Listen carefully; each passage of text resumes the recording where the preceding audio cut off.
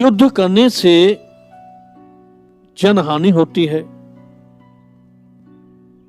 प्रत्येक कुल के मानव उस युद्ध में समाप्त होते हैं। जब किसी कुल का मानव समाप्त हो जाएगा तो फिर वह कुल का जो नियम है सनातन वो नष्ट हो जाते हैं, अर्थात कुल धर्म ही नष्ट हो जाता है। और कुल धर्म के नष्ट होने पर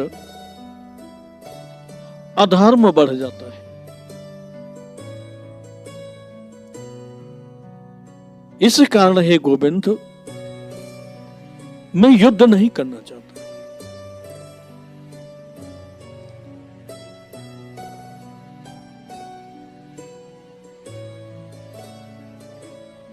ये विचारधारा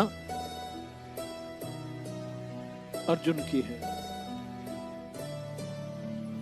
क्यों है? कि भगवान का भक्त है। भक्त के हृदय में दयालुता और कोमलता भरी रहती है। दयालुता और कोमलता के कारण ही एक योग्यता बनती है, एक डिग्री मिलती है। वो योग्यता की डिग्री क्या है? आत्मज्ञान। आत्मज्ञान तब तक नहीं हो सकता जब तक हृदय में दयालुता न हो और कोमलता नहीं हो। चराचर के प्रति दया भाव और स्वभाव में कोमलता, कठोरता नहीं। कठोरता होगी और दयालुता नहीं होगी तो निश्चय हुए आत्मज्ञान प्राप्त करने का अधिकारी नहीं होगा और वो योग्यता को खो देगा। ये दोनों सद्गुण मात्र भक्त के हृदय में ही पाए जाते हैं, अधर्मियों के हृदय में नहीं होते।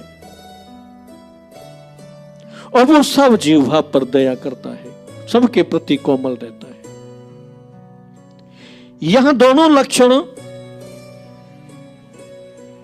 अर्जुन में दिखाए गए हैं।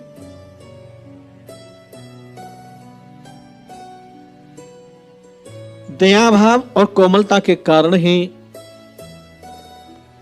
अर्जुन सामने अपने शस्त्रों को शस्त्र नहीं समझ रहे हैं और दया के कारण उन्हें वो दया के पात्र समझ रहे हैं। ऐसा नहीं है कि अर्जुन किसी भय के कारण कांप रहा हो या भय के कारण उसका सिर चकरा रहा हो या भय से उसकी त्वचा जल रही हो। भय नहीं है। वीर पुरुष है, क्षत्रिय है, योद्धा है, किंतु उसके हृदय में भगवान की भक्ति के कारण ये दोनों गुण भरे हुए हैं। उसके कारण वो कायरता को प्राप्त हो रहे हैं और वीरता का जो यश है उस यश को खो रहे हैं। भगवान का एक विशेष कार्य है कि अपने भक्त का यश नहीं जाने देते। मेरा मान टले तो टल जाए पर भक्त का मान न टल नहीं पाए। लेकिन भक्त का यश नहीं जाने देते। वो भक्त तो हम जैसे दिखावा करते हैं उनकी तो कोई यह बात ही नहीं है। भक्त थे मीरा, राणा ने जहर भेजा और मीरा ने पी लिया। मीरा का यश फैल गया। भगवान ने उसका मान जाने नहीं दिया, उसका यश बढ़ा दिया। नरसिंह ने भात भरने के लिए हां कर दी, सामान की लिस्ट ले ली, कुछ है नहीं, भरे कहां से। फिर भी साधु संतों के साथ वहां गया लेकिन उन लोगों ने उन्हें कोई इज्जत नहीं दी, बाहर रोक दिया, बड़े ताहने सुनाए गए। लेकिन जब भात भरने का समय आया, बुलाया गया,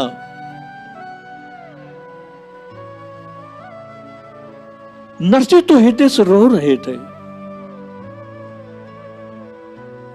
भक्त को एक बल भगवान का ही होता है।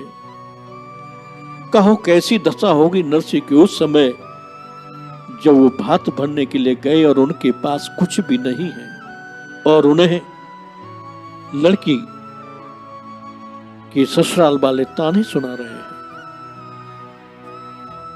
नाई, ब्राह्मण जो भी नरसी के पास किसी संदेश को लेकर पहुंचते हैं तो वो सब कुछ कहते हैं नरसी को जो वहां उसके लिए कहा जाता है।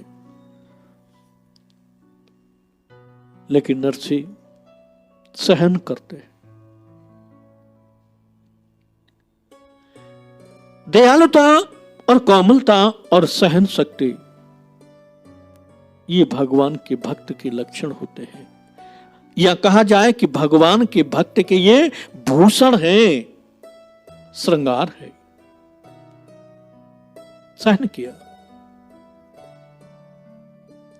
भगवान कृष्ण से रहा नहीं गया। जब भात के लिए बुलाया तो गोविंद सब कुछ लेकर के भात पहराने के लिए तैयार हो गए। भगवान बनकर नहीं आए, सेठ बनकर आए, जिसे भगवत विमुख उन्हें पहचान न सके। नरसी भक्त का यश तीनों लोकों में उज्जवल कर दिया।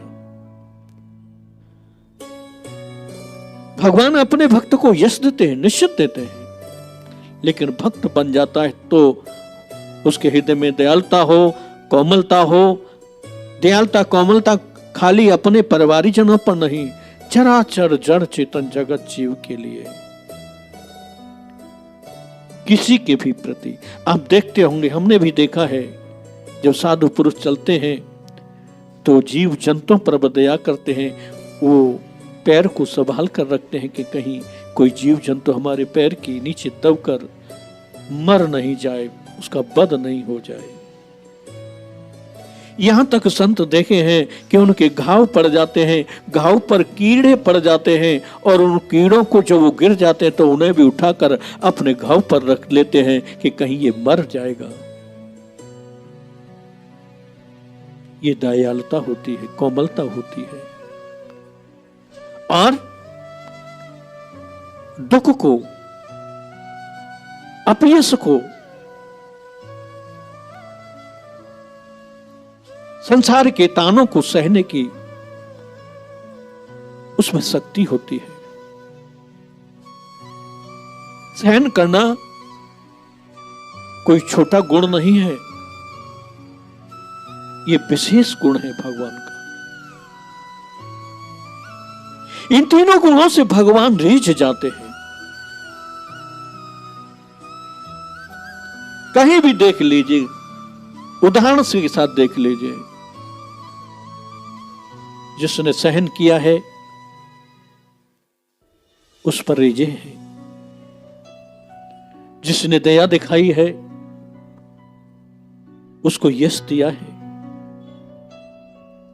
जिसके हृदय में कोमलता है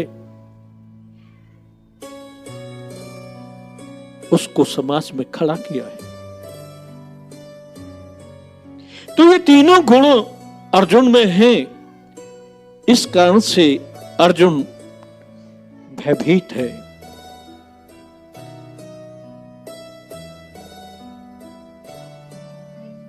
और अपनी तरफ से कुल धर्म जब नष्ट हो जाएगा तो उससे क्या हानि होती है वो भी कहा है। अधर्म अभिभवात कृष्ण प्रदोषंत कुल स्त्रिय स्त्रीषु दुष्टासु वाष्णय जायते वर्ण संकर। हे गोविंद, जब किसी घर का कोई बुजुर्ग या पुरुष का वध हो जाता है तो उस घर में कुल धर्म की परंपराएं नष्ट हो जाती हैं, और जब कुल धर्म की परंपराएं नष्ट हो जाती हैं तो वहां अधर्म होता है, और अधर्म इतना प्रभावशाली हो जाता है कि घर के युवा पुरुषों को अधर्म की ओर मोड़ देता है। पुरुष है युवावस्था में तो वो अत्याचार की ओर मुड़ जाता है, असत्य की ओर मुड़ जाता है, और स्त्री है तो वो व्यभिचार की ओर चली जाती है। उन्हें कोई रोकने टोकने वाला नहीं होता। चाणक्य की नीति है, चाणक्य नीति में बड़ा सुंदर चाणक्य ने कहा है कि स्त्री और बालक ये दोनों अधिक बुद्धिमान नहीं होते, लेकिन इनकी स्मरण शक्ति बड़ी प्रबल होती है। बालक को कहीं भी भेज दी जाए, वहां की भाषा तुरंत समझ जाता है, बोलने लग जाता है। उसी प्रकार स्त्री की स्मरण शक्ति है,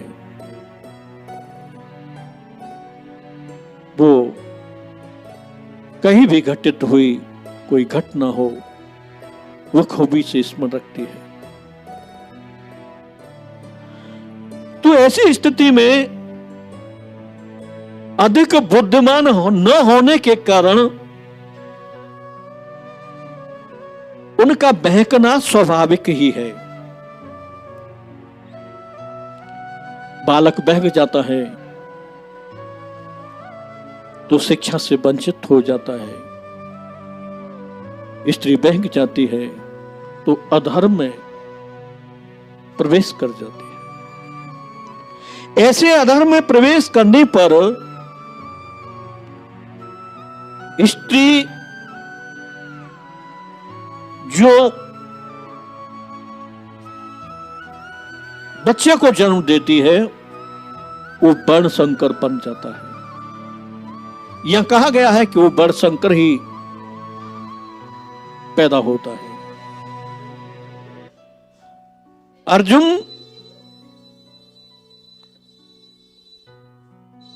के विषय को अगर गहराई से समझा जाए तो उन्होंने 41वां श्लोक प्रथम अध्याय के में कहा है कि स्त्री सुदुष्टासु वासने जायते वर्ण संकर है। स्त्री दुष्ट है, हे कृष्ण, वह वर्ण संकर को जन्म देती है। कौन देती है? जो धर्म के अनुसार नहीं चलती, पति के शादीशुदा है, पति के साथ छल करती है, पर पुरुष के साथ सेवन करती है, या शादी नहीं हुई है फिर भी वो विषय सुख भोगने की इच्छा रखती है, ऐसी स्त्रियों को अर्जुन दुष्ट कहते हैं, राक्षसी कहते हैं। लेकिन उन स्त्रियों के लिए नहीं कहा जो धर्म पर चल रही हैं, जैसे माता अनसुईया जी हैं, सीता जी हैं, सावित्री हैं, राधा जी हैं, रुक्मिणी जी हैं। ऐसी स्त्री को नहीं कहा। दुष्टा उसी स्त्री को कहा जो धर्म से विमुख हो जाती है। और धर्म से विमुख क्यों होती है? कि उसको सहन करने की शक्ति नहीं होती, और वो भगवान का गुण उसको प्राप्त नहीं हो पाता। जब तक सहन करने की शक्ति किसी को नहीं हासिल होगी, वो नहीं प्राप्त कर पाएगा, तब तक भगवान का कृपा पात्र बन ही नहीं सकता है। कोमलता, दयालुता और सहनशीलता ये परम आवश्यक है भगवान की कृपा प्राप्त करने के लिए। तो दुष्ट स्त्री उसे ही कहा गया है जो अपने पद से विमुख हो चुकी है। जैसे कि शूर्पणखा पंचवटी पहुंचती है और श्री राम जी के सुंदर स्वरूप को देखकर मोहित हो जाती है।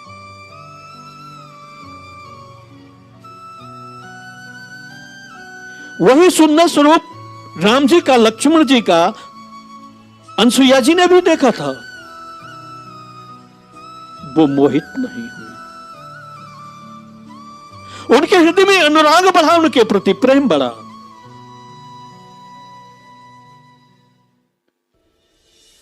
और उन्होंने सीता जी को स्त्री धर्म का ज्ञान भी दिया।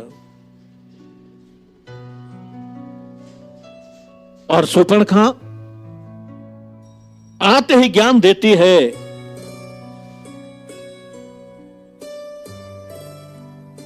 कि तुम्हारे समान पुरुष तो तीनों लोकों में कोई नहीं है, मैंने सब खोज लिया है। और यह भी मत समझना कि तुम सुंदर हो, जैसे तुम तीनों लोकों में सुंदर हो उसी प्रकार मैं भी तीनों लोकों में सुंदर हूं, मेरे समान भी नहीं है कोई। तुम सम पुरुष न मोह सम नारी, और यह संयोग विधे रचा विचारी। यह धर्म का आश्रय लिया, ढोंग किया, का पाखंड किया, धर्म की चादर ओढ़ी। कैसे कि ये संयोग तो विधाता ने दिया है। बड़ी धर्मात्मा बनकर कह रही है कि ये जो संयोग दिया है मेरे तेरे मिलन का, वो विधाता ने दिया है।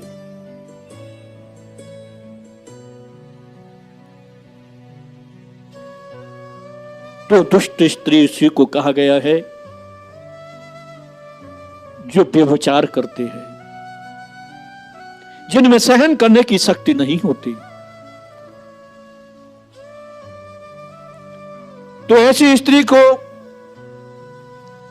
कहा है कि वो वर्णशंकर को पैदा करती है, और वर्णशंकर के पैदा होने से क्या हानि होती है वो भी अर्जुन ने समझाया कि शंकरौ नरकाय कुल घ्नानाम कुलस्य च पतंत पितरो एसाम लुप्त पिंडोदक क्रिया। जो वर्णशंकर हो जाते हैं तो उनके कुल का नाश हो जाता है। कुल का जो धर्म है उसका नाश हो जाता है, और उसके नाश होने से उसके कुल के जितने पुरखे हैं जो स्वर्ग में भी होंगे वहां से वो नीचे गिर जाते हैं और वो नरक में वास करते हैं।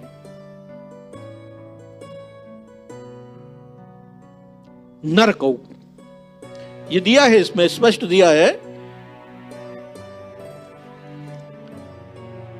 42वां श्लोक है कि पतंत पितरो हित तेषाम। पतंत माने पतन होता है, पितरो माने पितृ देवताओं का, उसके का। किसका? जिसके कुल का धर्म नष्ट हो जाता है और बड़शंकर हो जाता है। बड़शंकर होने के कारण उसके कुल के पुरखे जो स्वर्ग में होते हैं वो पतन को जाते हैं, गिर जाते हैं।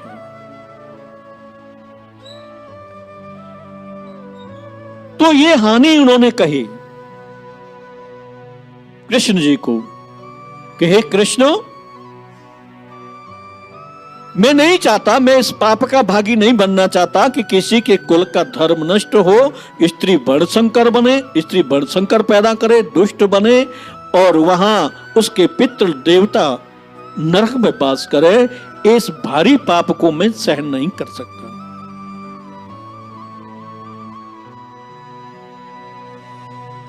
मैं इस दोष को देख सकता हूं। दोषई एते कुल ज्ञानानाम वर्णशंकर कारकई। मैं इस दोष को देख सकता हूं और कौरव लोग इस दोष को नहीं देख पा रहे, इसलिए वो मरने मारने के लिए तैयार हैं। हे गोविंद, जाति धर्म और कुल धर्म जो सनातन धर्म है वो नष्ट हो जाता है।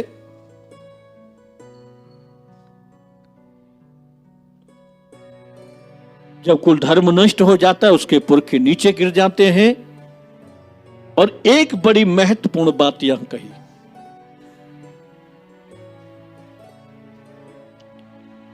कि जो कुल धर्म को नष्ट करता है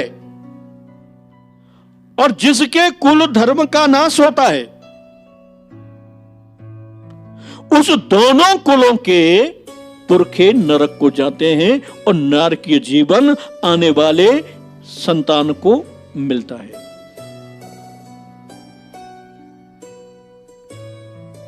उत्सन कुल धर्माणाम मनुष्याणाम जनार्दन नरके नियतम वासो भवते। ये तो अनसुश्रम, अनसुश्रम का तात्पर्य है कि मैंने ये सुना है।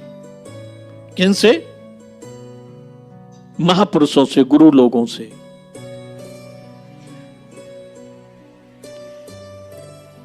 जैसे मैं युद्ध करता हूं, किसी के कुल धर्म का नाश होता है, वहां स्त्रियां वर्ण संकर पैदा करती हैं, तो उस कुल का तो विनाश हो ही रहा है, उसके पुरखे जा रहे हैं, लेकिन मेरे कुल के पुरखे भी नरक को जाएंगे और मुझे भी नरक में वास मिलेगा। क्योंकि जो पाप करता है और जिसके यहां पाप होता है वो दोनों ही नरक के गामी बनते हैं।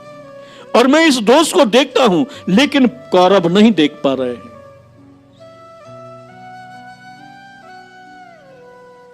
और कहा कि बड़े आश्चर्य की बात है कि ऐसा पाप करने के लिए हम तैयार हो रहे हैं, जबकि नहीं करना चाहिए। हमारी शरीर की हानि तो होगी ही होगी, लेकिन हमारे आने वाली पीढ़ी भी नरक में वास करेगी, और जो ऊपर स्वर्ग में चले गए हैं वो भी सब नरक में वास करेंगे।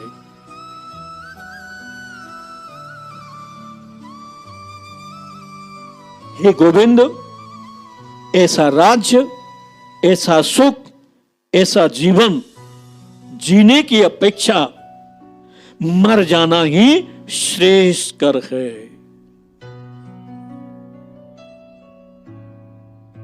मर जाना अच्छा समझा। किसने?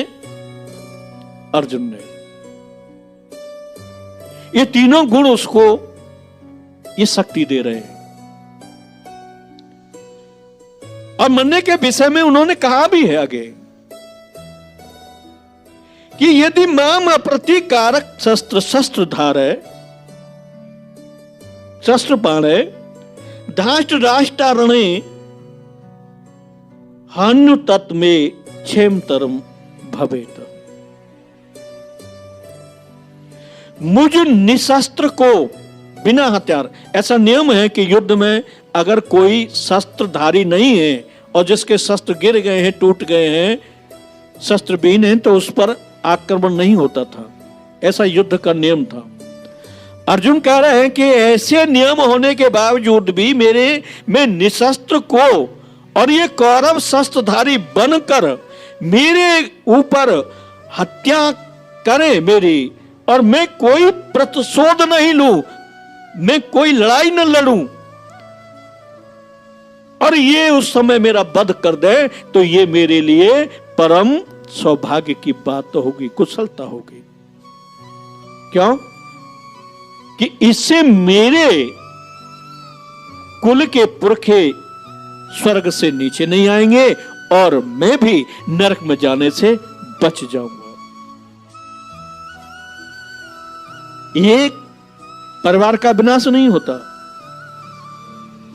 जो मारता है उसका भी विनाश होता है, और जिसके यहां मरता है उसका भी कुल पतन को जाता है, और जो मारता है उसका, दोनों की कुल पराएं, और उनके यहां कल्याणकारी कार्य सब बंद हो जाते हैं और भगवान से विमुख हो जाते हैं। तब अर्जुन ने कहा, हे गोविंद, मैं युद्ध करने में समर्थ नहीं हूं।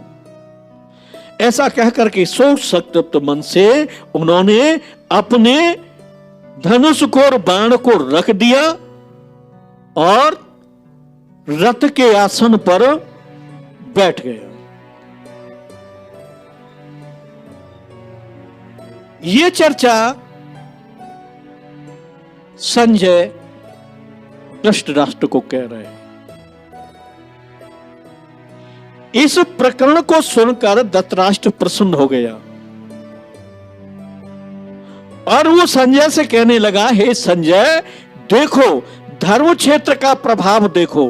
धर्म क्षेत्र के कारण अर्जुन की बुद्धि ऐसी हो गई है कि वो युद्ध नहीं करना चाह रहा है, अर्थात ये हमारे लिए अच्छा होगा और ये राज्य दुर्योधन को निष्कंटक प्राप्त होगा।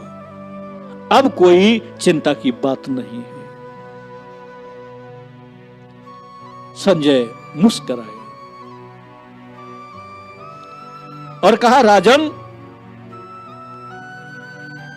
अभी तो अर्जुन शोक तृप्त होकर शस्त्रों का त्याग कर कर बैठे ही हैं। पता नहीं उनका सारथी कृष्ण क्या कहे। ऐसा सुनते ही धृतराष्ट्र की बुद्धि पलट गई और दुखी हो गया और कहने लगा कि हां संजय, तू सत्य कहता है, कृष्ण कुटिल है और वो मानेगा नहीं, कोई न कोई षड्यंत्र रचेगा और अर्जुन को फिर तैयार कर देगा। बोलो सच्चिदानंद भगवान की।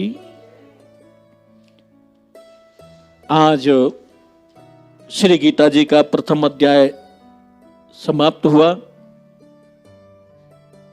कल से दूसरा अध्याय प्रारंभ होगा। प्रथम अध्याय का नाम युद्ध स्थल का निरीक्षण और दूसरे अध्याय का नाम